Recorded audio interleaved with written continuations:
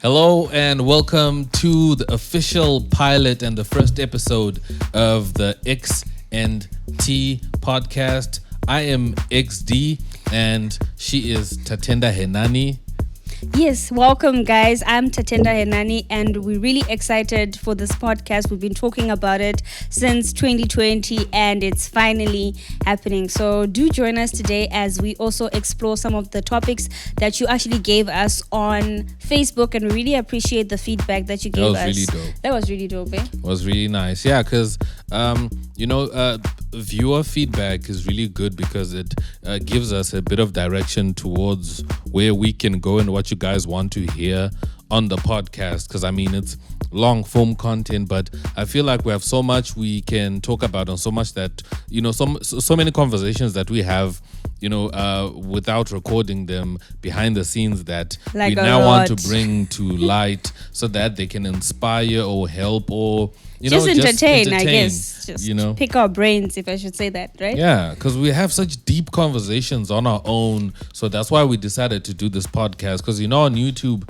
you can't speak about everything. People are impatient. People just want searchable content where they search for answers, quick answers, and then they leave. How to make a beat, and then they just go. So, this kind of conversation, you don't actually necessarily have to, watch the video. You can actually just listen to us whilst you're doing something else, driving somewhere, finishing an assignment or something, and then just, kind of feel like you're part of the conversation. And we're always open, like we said, to ideas of what you would want us to talk about in future, Yeah, and one thing I also appreciate about media in general is that all forms of media are now becoming acceptable, especially out here in Africa, because it's like things like podcasts. It's something new in Africa, people are starting to do it now and starting to accept podcasts, but people were used to radio and people being DJs, with the deep voices and the radio, the commercial kind of thing. But it's amazing with the way technology evolves and everything moves. People are now catching up to podcasts and listening to alternative media and other people, just connecting with people that you wouldn't normally connect with in person because they're far away from you. Exactly. And just hearing different kind of opinions from different people, because I know with radio you only know the bigger personalities out there, but sometimes they might not be even able to express their own true opinions because of what happens with the whole broadcasting and everything. I'm not saying here we will be, be hateful and insightful and, cause drama, but I'm just saying we can be able to speak freely more than we do, even on our own personal channels that are separate from this. So, you can kind of get a piece of us, if that makes sense. Yeah. Okay, so first and foremost, let's begin with what inspired you to do what you do? Let's start with you first. Ladies first. Silvery. What inspired you to be a creative, to be someone who's in the creative space? Because you did go to Boston, right? Yes, I did. First of all, before we get into this, we actually got a comment. This podcast is inspired by a comment we got on the Facebook post, which actually said, "Can you please explain how XD got into the music production business and how I got into photography and videography?" Just to give some context to the podcast, in case you're like, okay, what are we talking about? Yeah. So my love for photography and videography actually started off. I actually didn't know it was a path for me until I realized I was actually good at it. So I went to Boston Media College in Sandton back in Johannesburg, and I actually went in wanting to do PR, believe it or not. But then luckily, the curriculum that we had, you wanted to do PR, you chose to do PR. I thought I was gonna do public relations because I know why did you choose to do PR? Because I'm good at communications. I'm good at, handling people, dealing with people. I just felt like it was a path for me at that specific point because public relations just appealed to me in a different manner, and it was part of the curriculum that I was going to do. So I I think up until now I handle our business like in terms of like Yeah. I'm good with communications basically, and Yes. that's what I public noticed relations that, is yes. about. You have to be good with people, good with communicating and getting the job done. And as I actually started doing it, I actually realized there is more to public relations than Than you what meets the thought. eye. Exactly. But I was good at it. Like I So did really was that good at it. demoralize you to do it and made you switch, or what happened then? I started because when you do the curriculum, you do things like video. So the first year you do everything. You do marketing, advertising, video. You do photography. You do public relations and radio. So you are exposed to everything. So then I went into the video classes and the photography classes and the sound classes, and I started to really like fall in love with what was happening there. Like obviously previously I've always wanted to be on TV naturally, as as I became a journalist and all these other things, but I guess we also can get into that after this. But I just didn't know that it was a passion of mine, and when I actually realized I'm actually good with technical things like handling cameras and actually being on camera and working with other people and shoots and all these other things, my shift totally changed from public relations to doing video, and that's what I actually majored in for the next 3 years of me actually studying. So I think that's where the love actually came from. The more I did it, the more I fell in love with it, and PR totally fell off. Like as much as I was good at it, I just knew it wasn't the path for me. Oh, okay. Yeah. So that's what drove you to the creative side of things. Yes, that's what actually drove me, because when I first started, it was just called video. It was film and television production, but it was like I felt like maybe it was too complicated for me when I started, before I actually could get my hands on big cameras, know how to work sound, and just the excitement of planning, to do a shoot, whether was it like a news broadcast or we're trying to do music videos, and we started studying movies, the behind the scenes, and just breaking everything It was more down. fun for you, right? It was more fun for me. I just felt so rejuvenated. Whereas in PR, like, yes, there was some practical things we were doing, but it wasn't like hands-on, It was just more presentations than more Yeah. going out there and actually, Yeah. doing the things, if that makes sense. I must admit, like, Yeah. technical stuff is fun. Like, technical stuff, like, personally, that's why I also am into music, because Yes. I enjoy playing around with, with tinkering and playing around with toys, so to call. So when you're a videographer, when you're creative, within your space there is things and tools you can play around with and have fun with. Exactly. And yeah, I guess I can just kind of speed up the story. And I think after I finished studying, when you study video or when you study film and television, you think that the first job you're going to have, you're going to go and start with like a big blockbuster Hollywood movie, and then you're just going to be straight to the camera and all that. It takes a lot of years. Like the 10,000 hours they talk about is no jokes, and you need more than after that. Yeah. Isn't there like a requirement for you to be a director to direct a film? What is that? Do you have to be a certain age, just like what they do with presidents? Yes. You have to be a certain age and have made a certain number of movies. If correct me if I'm wrong. How does that work? These days it depends, because if you are a producer basically like sponsors the whole thing. So say maybe you've been Yeah, but I'm acting. talking about a director Yes, to direct a movie. Yes, I was gonna get to that. Okay. Okay. Sorry to cut you off. No, it's totally okay. It used to be that way, but as you can see these days, we actually have younger directors than what people deem. The thing is, beforehand, you needed a large body of work for people to actually trust you to be a director. To be on the helm to of be a on the big helm of project. everything else. But now what's happening is actors that have been acting for a while or just even a little bit can now become directors of things. Look at a situation like maybe with like Issa Rae with her Insecure HBO show. I mean, she's young, but she's producing, she's directing, she's doing so many things.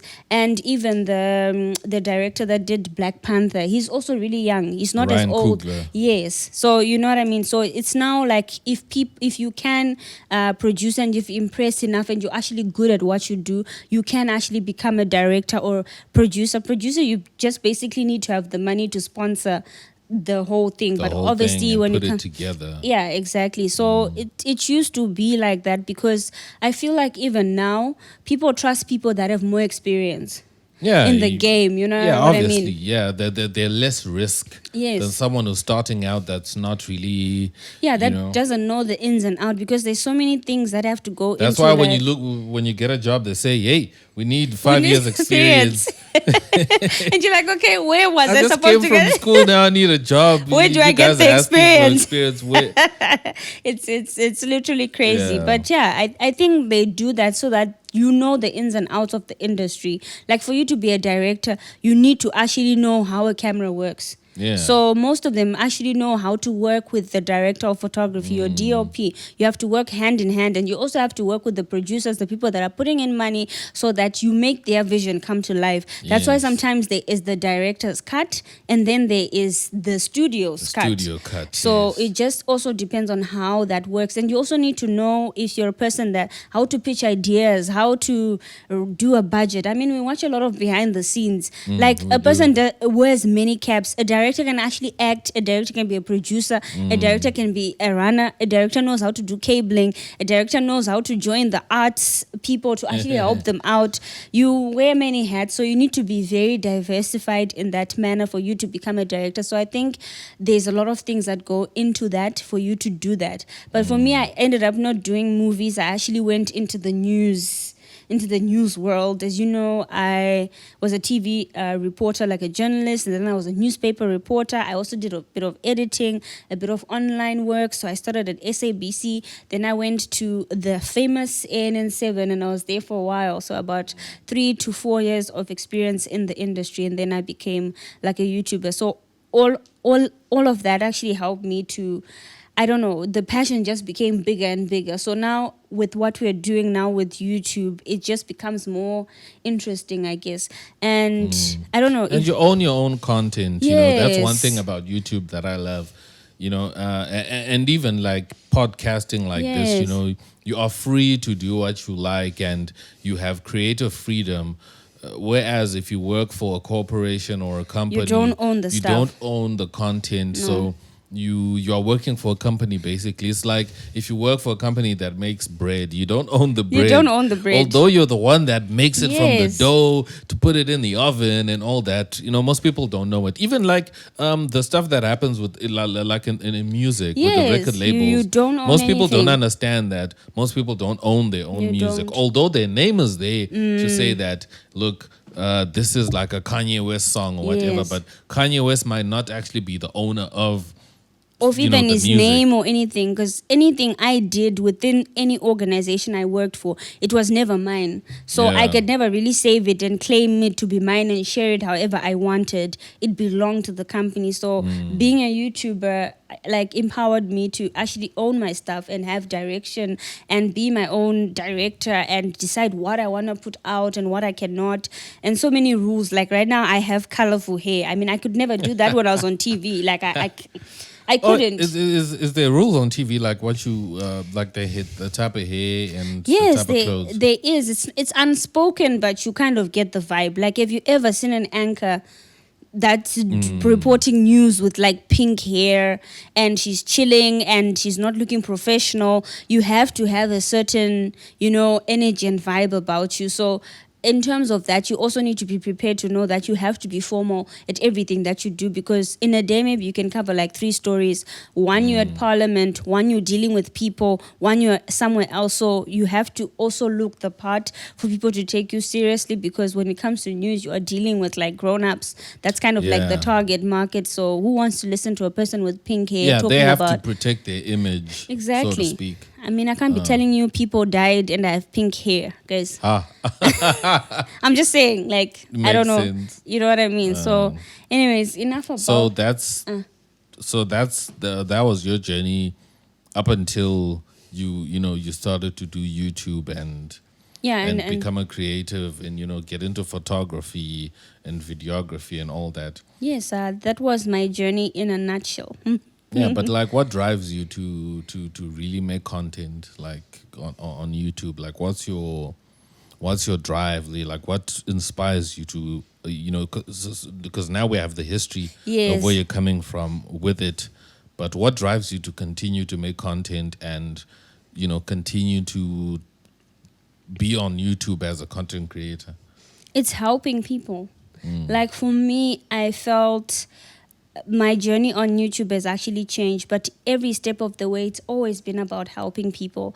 And for me, like the TikTok videos that I do, it's about helping other creators like me, because when we started, we also relied on other people's YouTube videos to help us, but those people were never really in Africa to actually start with. I can literally count the number of people that I know that are doing TikTok stuff that are in Africa and that are women, and I am part of it, and I'm glad to be actually helping other creators, because no one is there to nurture us. We can entertain other people, but who's there to actually help us start? Sometimes you don't even know how to open a YouTube channel. Sometimes you don't even know how to operate a camera. Sometimes you don't know how to conduct yourself on camera. Look, who's going to teach you if there isn't like a formal school to do it? So for me, it derived Schools from are helping. expensive, for this They stuff. are expensive. Like music school, film school, they are expensive. Arm and a leg, I could sell my liver and it will still not be enough, guys. It's really expensive. So for me, what drives me is to always help. Whatever I know, I'm readily available to share it. Yeah, so that's what really drives me. No, that makes sense. Yeah. That makes sense. That really makes sense. And it's cool for you, man, to help, because I feel like we're in the age of information. Yes. So sharing information is the now thing. Yeah, it definitely is. It's either you're sharing it or you are taking it. You're taking it in, definitely. And to you, how did we become the brand XD, X-Dizzle, and how did the music journey start? What inspired you, and to actually just start music, and like what keeps you going now as a YouTuber and as a music producer? You wear so many hats, you do so many things. Like, explain to us how you became the X-Dizzle brand that we all know and love now. Well, I firstly started off as a rapper, because my cousin, Silent, you've met him. Yes. He Very was lovely into person. music. Shout out to him. He was into music first before me. Yes. Right? Because I was into art, like drawing, sketching, and all that. So that was originally my thing, like back in primary school and early high school. That was my thing. So I used to sketch and all that. That's actually another story of where my name XD came from, because Yes. I used to draw a lot of X-Men and stuff like that. So that's where I was at creatively. So I used to enjoy art, because that's all we had. Like, all we had was pencils and pens. Yes. And books and notebooks and all that. So that's the only tools that I had at that time. So I got into drawing, and I was a fan of comic books, Marvel comic books, DC comic books. No matter, I enjoyed that stuff. So my cousin Silent, Yes. he then ended up, like involving me in what he was doing, because we ended up staying together, Yes. for a while. So the more we stayed together and all that, I started to enjoy music, Yeah. And as I was also coming of age, I started to listen to music. So I started to do, to listen to a lot of rap music and all that. And listening to all this music, I started to actually understand it, and started to take, like, to be interested in it. Exactly. And like I went to boarding school, right? To boarding school. So at boarding school, we it was all music back then. Yeah. Everyone was listening to Listen to music. music, We yeah. used to like write down lyrics and all that. And it was really cool. We used to do that. Like, people would have like books full of lyrics, and that was really fun.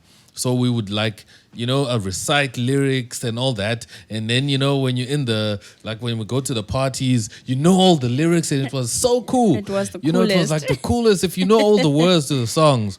So that in turn, kind of sharpened me to know how to recite lyrics. Yes. So then when I would hook up with my cousin, he he noticed that I could recite lyrics, and he was like, "Why don't you write your own lyrics?" Yes. Because I'm into music and all that. You can also, Be drop part some of bars it, on yes. what I have going on. What was he, and then I singing started. or rapping as well? He was rapping. Okay. Yeah, he was kind of rapping also at that time. We just got into rap. So, I started writing my own raps and started writing my own raps with him. And then back at that time, we used to rap on, like, you see, when you listen to like music on like cassettes, on stuff like that, because we Yes. didn't have instrumentals, there was no At that producers time, back then. yeah. So we would rap on a part where it's, like the lyrics are quiet, it's just only the beat. Oh, okay. So we would know that, okay, this It's part is coming. gonna be, then we jump in. Excuse me. Then we okay. jump in, and then we just dive into that part, and then we just start rapping, and we fill in with our own lyrics Exactly. at that point. So that sharpened us, and then we started like doing dubs of cassettes when we had that. I used to get in trouble with my dad for overdubbing. I can his only cassettes. imagine you would not mess with your dad's Yeah. cassettes. Oh. I used to get a whooping all the time for overdubbing his cassettes because we didn't have anywhere else to record ourselves. Exactly. And back then we didn't have computers, so all we had was radios that would record. So that's how we started recording ourselves. So then what got me into production was the fact that we couldn't find producers. Producers were very rare, and they they charged a lot of I money can only imagine. for their beats and for their recording. And the time. You understand? Yeah. So we had to find a way, to make our own beats. So that's what pushed me to the production side, because I was like, if I cannot find anyone that can make beats for me and I cannot afford, let me see if I can do it myself. Exactly. Like nowadays, you find a lot of rappers are now producing for themselves, Yes. and most of the time that's the reason. It's because they cannot afford studio time. So, they save up for a mic and a laptop and an audio interface so that they can do things, Themselves, yeah. And that makes so much sense. So that's what got me into, production, so and then I really went into production full time, and I kind of created like my whole posse of rappers, people that followed me, because I started producing and then I started recording and all of that, and it was very interesting, and and it was very exciting. You always It was told really me your fun. place was always filled with people. I Yeah, think it up was until the always time I even full, met yo.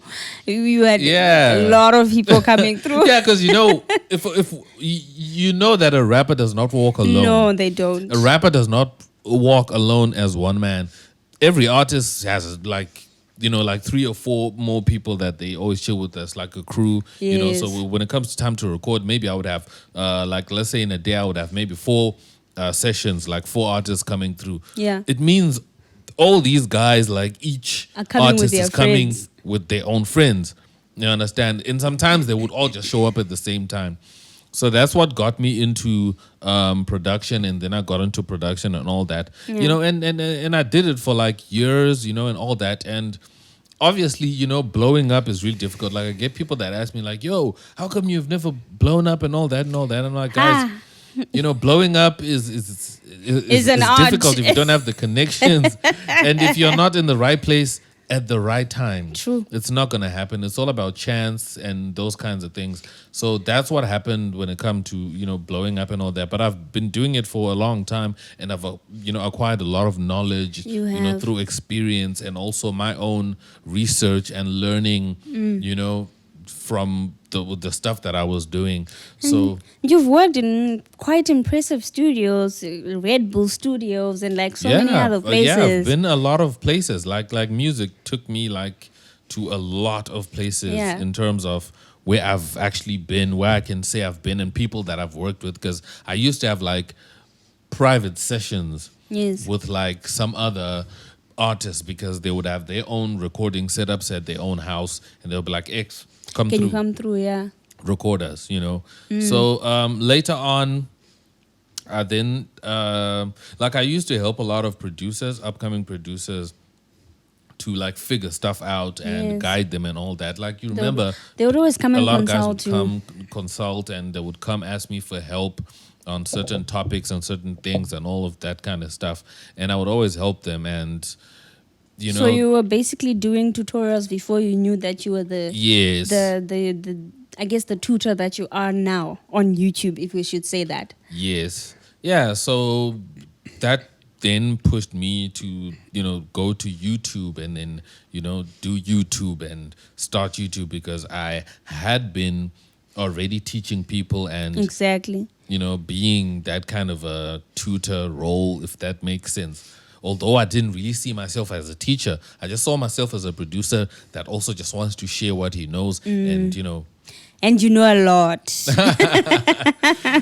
yeah. You are packed with knowledge for days. Yeah, that's the thing. Because, like what I always say is with Yeah. any trade, it takes knowing like a bunch of simple things to to create something great, right? That's true. Like if you really think about in the creative space, like let's say photography and videography, for instance, you don't just learn one thing and then you now know it perfectly how to take photos or take video, right? Yeah. But it's knowing the simple things like knowing aperture, knowing ISO, Yes, knowing shutter speed. And you can apply it those everywhere White else. balance. And if you put all of that together, that's how you can make a good looking photo or good looking video. Exactly. You know, how to expose skin tones. Properly. Yeah, and- so it's those simple things, just like in music. Yeah. You know, you learn EQ, you learn compression, you learn de-essing, you learn levels and composition, Yes. melodies, arpeggios, so many things that you learn that are simple. Even in the videos, they're very simple. Yes. But if you put them all together, all that together, it you Becomes like become a so whole good. That's why picture. people are surprised when I make music. They're like, dude, How are you so good, You you know know? so much. I'm like, I've learned all of this, the like basics, all these 'Cause basic things, and put together. There you have it. Exactly. So what actually got you into getting into YouTube itself? And I know that your brand has actually changed in terms of like name changes and why you started the journey. And if I do so say myself, you are actually blowing up. It's not just me. And I think when people actually respond to this podcast, they can actually attest to it. So what has been the journey like for you, and what actually keeps you driving to keep on creating content here on YouTube and keep on helping upcoming producers? Well, when it comes to blow up, it's about being at the right place and the right time, and also just being good at what you do. True. Right? Like you have to be good at what you do, and you have to be passionate about it, and people need to see it. Because you can tell You can. You if someone is really good at can. what they do, and if they are about that life. You Exactly. can tell if a person is really that good. So that's what people want to see. If you can translate and communicate what you're trying to communicate properly. Yes, and and also simplify be it. and also be in the right place and at the right time. That can help you to blow up quicker than possible. Obviously, it's also chance. It It's is. basically lotto, because there's so much other people that are also doing the same thing out there that might be even more privileged than you actually Exactly. are. Yeah, but what pushed me to do YouTube is more or less like you said yourself, that you want to share what you know, and I also wanted to share what I know with people. But one thing I know is that there is people out there that are like me, that are also starting out, and that are coming from a place where they don't have a person that can help them Exactly. and guide them, and people that cannot afford to go to music school. Exactly. But they really want to do this, you know what I mean? Because to be honest with you, music saved my life. Being able to do music actually kept me going. Like I know I've had times when I was depressed and not feeling like myself, but music always brought me back to who I was, and it gave me a chance to document and tell my story to people. And back then, like, to be honest with you, we didn't have social media where we could share And express yourself. and express ourselves Exactly. to other people could see it. So, you recorded your music and then it stayed in the house and you're just like, okay, I made a beat, I guys. made a beat and that's that. But nowadays you can actually put it out, and put it out and people can actually hear it. But back then we understood you have to enjoy the process. You have to Exactly. enjoy what you do, That way, if other people can enjoy it as well, then that's a bonus, then that's a good thing. But Exactly. we started off doing this, and enjoying it and with the hopes of being on radio and being on TV. But, as you grow, obviously priorities change and so forth. Adulting hits you like a Like a ton of bricks. Yep, like a. Hits you very fast. I almost swore. Yeah.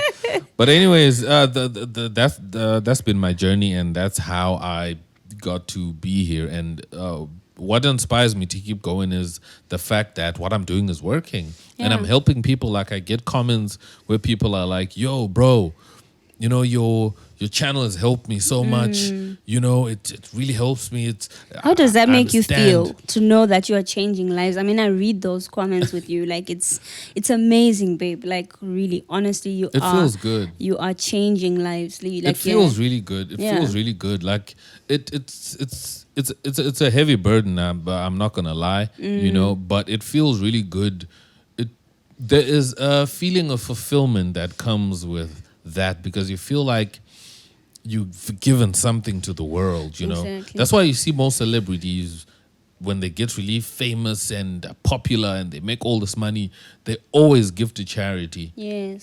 So I don't have money. Like, if I had money, I would obviously be giving away to some charity in some form or fashion. But this is what I have. So this is my gift to the world. You give it everything. Yeah, this is my charity. This is what I can give to the world, and that's what I'm going to give to the world. That's what I'm going to be known for. Exactly. If I'm no longer there, they can say that, okay, this is what he's done. Your legacy. My legacy, yes, perfect. Yes. My legacy will be this, So you take that and do whatever you do with it, That's true. So, And, I really like the topic that you were talking about, saying that it's all about the right place and the right time. And I feel like you filled a gap that was not really being filled in terms of like the music production game, in terms of like you could have just easily become like, like how you started the channel, like being like just a hip hop producer, but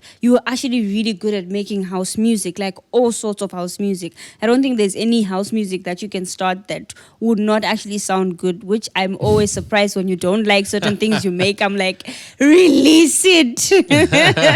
It's good. Yeah. And you found your spot and you are growing within that spot. And I actually see a lot of people that are actually starting channels that you've actually inspired as well, because you found a gap and you are actually leading, I should say, in Africa, like as the house music producer. And I think you should pat yourself in the back for doing that, because it's pretty amazing. There we go. Done. But yeah. But like I was gonna say that, the thing is, Yeah. when it comes to like me being versatile, I've figured out a way, like I'm open-minded, Yeah. and I've figured out that you have to learn everything. I had to learn each and every genre, every style that comes up. Like, You when learn it so quick. Amapiano comes up, Came came up, up, I had to also learn it.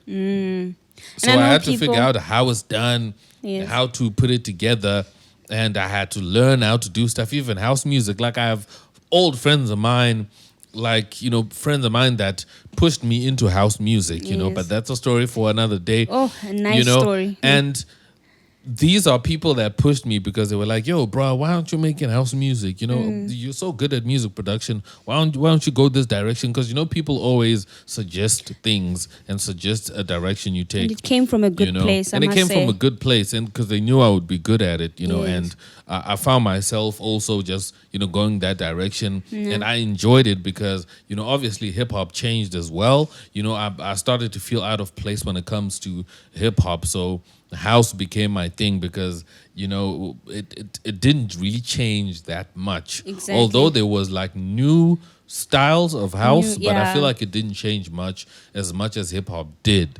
Hey, you know. I must say, like the hip hop producers out here, whoo, they are lit. They don't mince their words, hey. They will come at you. You see Like what I'm even if you're trying saying? to like teach something, but I really appreciate the house producers. They are such a good Yeah. bunch, you know. Yes.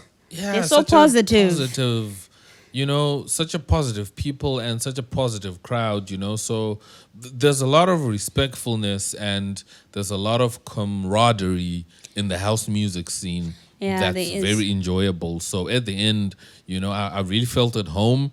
And I'm a person that enjoys quality and that enjoys just good sounding music, Exactly. and to play around with different sounds and all that. And the hip hop production was narrowing down to just 808s and just the 808 drum kit only. That's all the drums you could use that would That would the get anyone's community attention. would Appreciate. accept and Yeah. appreciate. So you're stuck with only that. It's so many trap beats you can make before it becomes boring and you lose interest. Like you remember when I actually also like took a tumble production wise when I took a break Yeah. that whole year when I was out. That's also another story. But it was really I crazy think because I that felt time like you I were was DJing, right? Yeah. yes, I was DJing, Yeah. but I felt like I was doing the same thing over and over and over and over again. So I got really burnt out, So I stopped and then I just Oh, and your got DJ into sets were house. fire because they were full of house music. Just saying. Yeah, Of course you yeah. would put in the pop beats here and there, like the Afro pop and the hip hop, but the house was fire. And I really would like to see more sets. I think you should incorporate it somewhere in the future. Yeah. Obviously, DJ equipment is expensive, but yeah, we'll Yeah, see. we'll get there. We'll get Pretty there. soon, I can get back to DJing. I would love to. Like, I really enjoy DJing. I enjoy entertaining people. It's really fun. But Yeah. So that's just basically how everything went Kind about. of came together. So the journey has been beautiful and we're still growing. How does it feel to have over 40,000 people expecting something from you every single time? And, how does it feel to be approaching almost like 100K? It's so close now, from Yeah, where I you know. started. Yeah, how crazy is that? Yeah, it's unreal, man. It's really crazy, but I mean, I'm still me. I still feel like me. It's at the end of the day, it's just numbers, And Yeah. to be honest with you, we can sit and like dwell on the numbers as much, but it's numbers. Although I understand it's people. Yes, it is people. It's true, it's people, but like I said, it's such a burden, to know that there's so much people and so much attention, that you now have and all that. But for me, things like subscribers is just people, signing in, saying that, okay, I was here. I acknowledge you. I acknowledge that I just want you to know that I was here. So I'm just signing in to show you that I was here. Because people can subscribe and never come back. True. That happens. So That you can happens. have that's why channels might have 1 million subscribers, but views might not amount Match. to 1 million. They will never match. They will never match because even if there's for just people that followers. passed by. Yes. So just knowing that I've had 40,000 people or even more pass by my channel, that feels really good. It feels really good, and I'm really blessed. And that's why I feel like I should continue to help.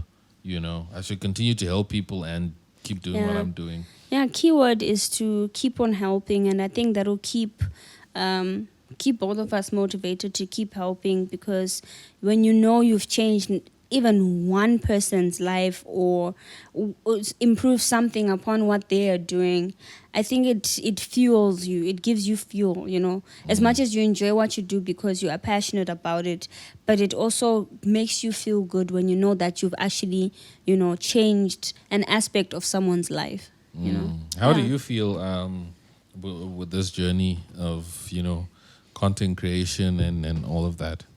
I really enjoy it. At first, like you were saying, I was really worried about the whole, numbers and however the case might be. But I found, I'm in a comfortable spot where I'm not looking for the blow up instantly because I'm still growing, and I've come to a point where I'm actually now comfortable with how I present myself and how I put out information out there and how people actually respond to it, in a sense that as more people start to gather on my channel, I won't be as freaked out, if I should say. I'll be much more prepared because I feel like people want You the get blow used up. to it You gradually. get used gradually. Like now, I think when I met you, I was never really comfortable to sit in front of a microphone and be okay. I would be panicking, like hella panicking, like, But now I'm comfortable. I can look at the camera. I can sit properly. I can do so many other things without really overthinking it. So I enjoy the process. And when I plan for my videos, I plan knowing that there's people, I'm catering to a certain audience that is actually interested in what I'm doing, and at the same time I'm actually enjoying the process. So whether I get 10 people that watch my video or 100 people or even more, I know that I always have the people that will always show up, like my day ones. So I think that means a lot to me, that they are people that I'm actually helping that keep coming back for more and more. You understand? That makes sense. Yeah. No, that makes sense. Yeah. So that's it. That's it. I feel like we can reveal more as we go with the podcast, Exactly. and we can tell more stories. But This was the pilot. this was the pilot. How does it feel? It looks like you're running out there. It's been running out. Like I'm gonna get up and run. No. I'm kidding, babe. I'm kidding. This was the pilot. Thank you so much for the suggestion for this topic. I think it was really interesting. I think for you to get to understand or know both of us. Where we are and how we feel about it all. So Exactly. if you've listened up to this point, thank you so much for the support. We appreciate your time. And podcasts. What's nice about podcasts is that you can just listen while you're driving, while you're doing chores. You don't have to really watch, But if you do watch, we also appreciate it. We do. So obviously give us a positive rating, give us a thumbs up. If you're on YouTube, if you're anywhere else, you can leave a good rating for the podcast. And, smash that like button. It's free. yeah, just give us some positive love. vibes over here, because we're starting out. Obviously we're going to refine it as we go. It's something new. It's a new venture that we branching out into, and it's going to be really cool. We're very, very excited, and it's going to be really dope. But yeah, we'll see you guys in the next episode. It's been the pilot, the first episode. Episode 2 will be coming soon. And if you guys have any suggestions of any topics that you would want us to cover, you can just also let us know. Do not hesitate. Also check out our channels. Her channel, Tatenda Henani. Everywhere else you can find me, Tatenda Henani. Will probably have handles here. Yes. And on his channel, X Dizzle. Yeah, you can also check out my channel, and you can check me out on my social, so you don't miss out whenever we drop videos or we drop a new podcast. Yes. But anyways, we'll see you in the next one. This has been the X&TEE podcast. Much love and light. See you next time. Peace. Peace.